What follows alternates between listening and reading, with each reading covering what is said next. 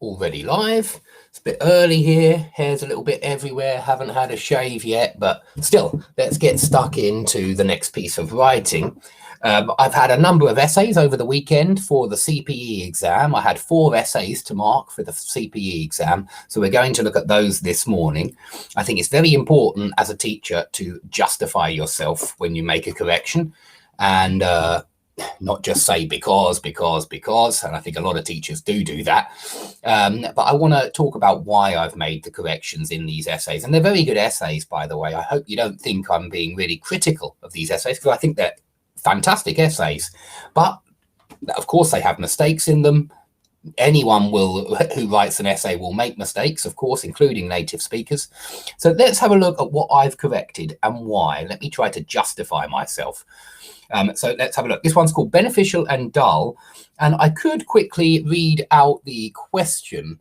This is for CPE, you very often get 2 texts. In fact, you do for one part of the writing exam. You get 2 texts, and the task is to both summarize and evaluate both texts. Yeah, so this student has taken a very logical approach to this to this writing question, because she's chosen to do introduction, summary of text 1, evaluation of text 1, summary of text 2, evaluation of text 2, conclusion, which is nice and clear. And so I do recommend taking an approach like this student has, which is nice and clear and logical, where one thing comes after another. It all seems to be nice and clear and in order.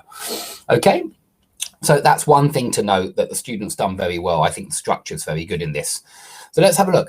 And I don't think we'll bother reading through the 2 very little texts, although we could quickly. I'll very quickly read them out. The National Sports Academy is running a series of workshops aimed at encouraging more teenagers to get involved in sport. The workshops are for teachers and will look at how to promote the numerous benefits of physical exercise and team sports to school pupils. Exercise helps to maintain a stable weight, strengthen bones, and reduces the risk of stress-related illnesses. Explained Tim Collins, the Academy Director. Aside from health benefits, taking part in competitive sports gives teenagers a chance to experience the highs and lows of a competition, as well as instilling discipline, responsibility, and commitment, all valuable life skills. So that's the first text that we have to summarize and evaluate. And it's making a lot of points, and so that makes it pretty challenging. Second text is called Sport Seen as Uncool, and we read, teenagers are spending less time on physical exercise because they find it deeply uncool. I don't know if that's true. According to a survey of teachers and pupils, the problem is most prevalent amongst older teenagers. Girls are uncomfortable about sharing sports classes with boys and avoid swimming lessons because of a fear that it will spoil their hairstyles. And both sexes were scathing in the survey about the unfashionable PE uniform that had to be worn. The choice of sports available also was also too limited. Teachers said they would like to see codes for sports kits relaxed, single-sex physical education classes, and a wider range of activities to combat the decline in activity. Not very good sentences there for a CPE exam. I mean, activities, activity in the same sentence doesn't sound good, and there should definitely be a comma where there isn't one in one of those sentences. So I'm afraid, yeah, sometimes I am a little bit disappointed to see some pretty poor writing skills on the part of the people making the CPE exam. Yeah, so let's just get that very clear right from the beginning. I see loads of mistakes in CAE exam questions and CPE exam questions, and you should bear that in mind, because I think that it's important to remember that the people writing the exam are not perfect, and the people marking the exam are not perfect. In fact, sometimes they might actually be not as good as you. I mean, the person taking the exam. I've had some very clever students preparing for some of these exams, and I'm pretty sure that quite often they might actually be more talented than some of the people marking the papers. So that's worth bearing in mind. But let's go through the essay now. Can sport evoke negative feelings, or is it always about physical and mental health? This issue is discussed in both texts.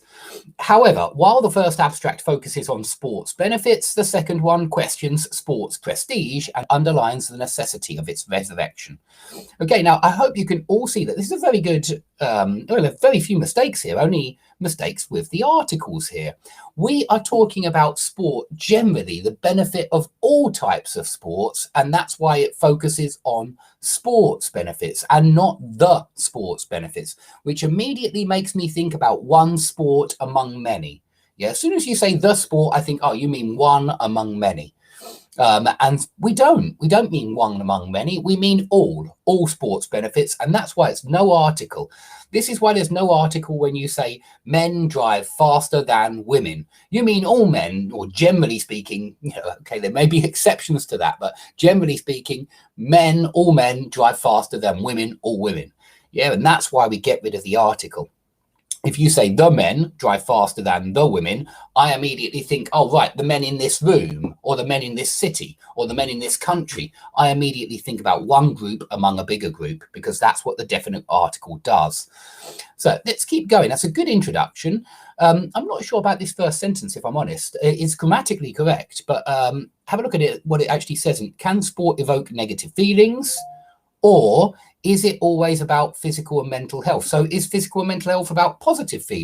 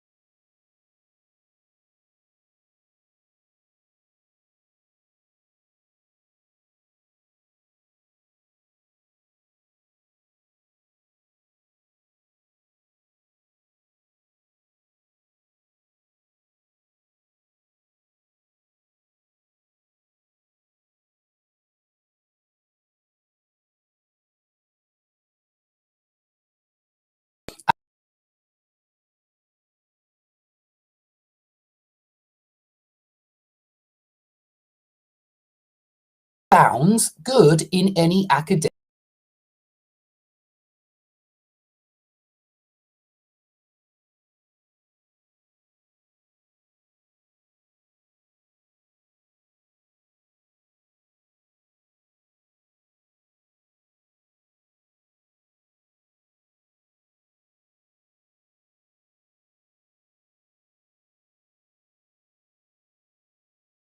So I think that that's a good start. Just not that keen on the first sentence, just because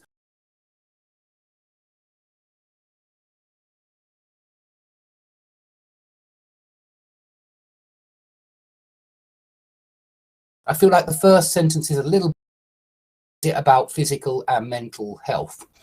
They seem totally unrelated to me, evoke negative feelings and about physical and mental health. Anyway, let me stop talking about sentence. Okay, now this student likes to use much as in the sense of although, and it can be used like that. And so I've got no problem with that. Much as sport is healthy and wholesome for both mind and body, the opinion that everybody can enjoy its benefits is a fallacy. It sounds good. So you be aware that you can use much as in exactly the same way as the subordinating conjunction, although. Now, I changed this because you can't say sport is excelled. You can say, I excel at sport. You can say, I excel at languages. You can say, I excel at mathematics. But you can't say sport is excelled.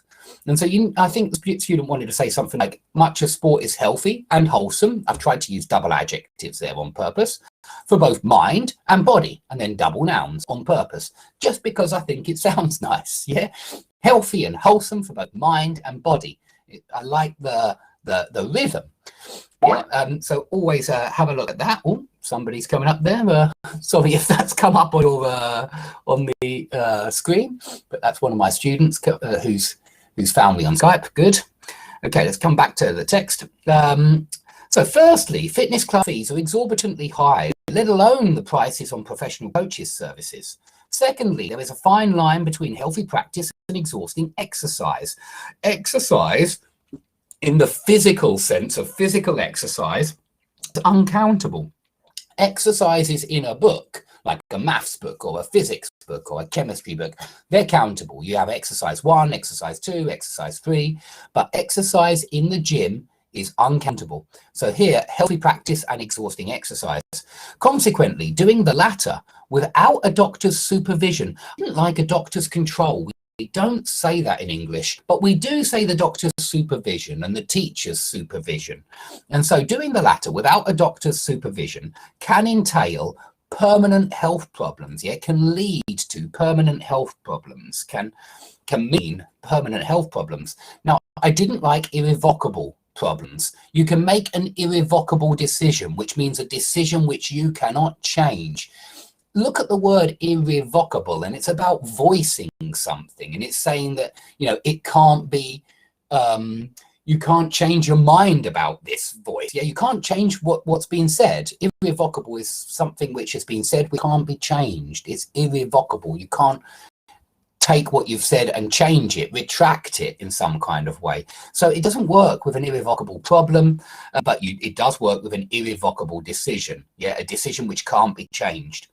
Okay, thirdly, the anticipation that sport equips people with the skills to compete successfully has no leg to stand on. Now, this is the same problem as last time with no leg to stand on. You can't say the anticipation has no leg to stand on. You can say a person won't have a leg to stand on in court.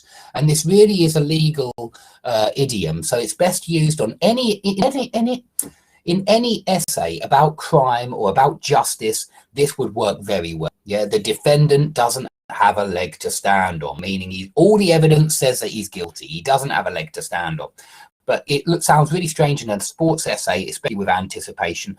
I wouldn't have corrected it if it had said the argument that sport equips people with the skills to compete successfully. I wouldn't have corrected that. But still, it would have sounded strange in a sport essay, because this is really a legal idiom. Okay, for more vulnerable and less self-assured people, a race implies more stress than satisfaction. Good, I like the parallel structure, more stress than satisfaction. It's good. The second text emphasizes the tendency of sport to become less prestigious. Yeah, it's not the tendency that sport is becoming. The tendency that doesn't work as well as the tendency of sport to, and it is a 2+ infinitive. Yeah, the tendency to get better, the tendency to get worse, the tendency to do well, yeah, or the tendency to do something. So the tendency of sport to become less prestigious, for example, given the choice, girls prefer to have single-sex sports classes. I didn't like monosex, I thought it sounded odd. Single-sex sports classes, and to avoid, have a little structure. To have, they prefer to have blah, blah, blah, and to avoid blah, blah, blah. Put the two in to make it really clear that this is the second object of prefer. They prefer to have first object and to avoid second object. If you don't put the two in, it's not so clear for the reader. So I'm making this correction not because it's absolutely necessary, but because I think it makes the essay read better. And I will make those corrections as well. It's not just grammatical mistakes I'm looking for. I'm also looking to see if I can find ways to improve the sound of it, as far as I'm concerned. So the choice, given the choice, this is like a set expression. It's always given the choice. Well, given a choice would mean that you have many choices, but here you're just giving them one choice, the choice to to have single-sex sports classes at school.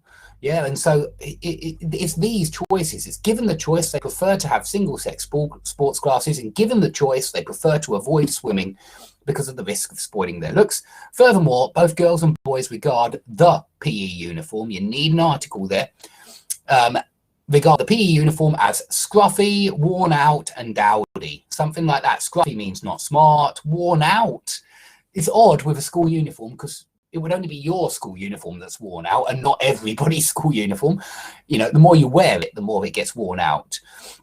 Finally, youngsters complain about the small number. I think if you say the shortage of sports, it sounds like, you know, there's an emergency and there aren't enough sports and we've got a shortage of sports. You normally talk about a shortage of oxygen or a shortage of food or a shortage of drinking water. a shortage of sports sounds odd to me. So the small number of sports activities provided for them. In my opinion, the second text has a grain of truth. What sounds frustrating is the realization that sport has been going out of fashion. That said, everything undergoes changes to keep up with the expectations of the time. These are some very good sentences. Sport is not an exception. Thus, provided the right persuasive words are found and a wider range of stylish outfits is offered, I like that, are found and is offered. Notice the parallel structure, yeah? Provided the right persuasive words are found, first thing in the list, and a wider range of stylish outfits is offered. Can you hear the parallel structure there? That's why I like it. That's why I like this sentence. Just don't like persuading words. I like persuasive. That's the adjective. The chances are that sports prestige will be resurrected. Good sentence. Good paragraph, that one. That's excellent paragraph, that one there. Very, very good. To conclude, if educational institutions and families set their heart on reviving teenagers' interest in sport, they would not be fighting a losing game. Eventually, the youth will rank sport as trendy and highly motivational. Excellent. So I thought the content was brilliant, and I thought the organisation was brilliant because I liked the introduction, summary of text 1, evaluation of text 1, summary of text 2, evaluation of text 2, conclusion. I only gave slightly lower marks for communicative achievement, which was mainly the mistakes, and language, even though I do like a lot of the expressions in this. I don't want to say the language is bad, it's great, but there was a couple of collocation mistakes. So doctor's supervision, permanent health problems. I didn't like sport is excelled for language. And that's the only reason why I marked the essay slightly down for language. And it was mainly this paragraph here where there were quite a few mistakes. Okay, so I hope you all think I've been fair there. I hope you don't think I've been unfair in any way. And I will do the same in a second with another essay. I've got 4 essays to do today to justify myself, justify my corrections. And so please do stick around if you'd like to see how I correct essays. And if anybody wants their own essay corrected, I do this for anybody who wants them corrected. It costs £20 for 2 essays, and I correct them, and I'll do a little lesson on them as well. That's fine too. So do get in touch if you're interested. Okay, we'll stop this one here, and then we'll look at the second essay from the same student. Okay, so stick around, and we will continue.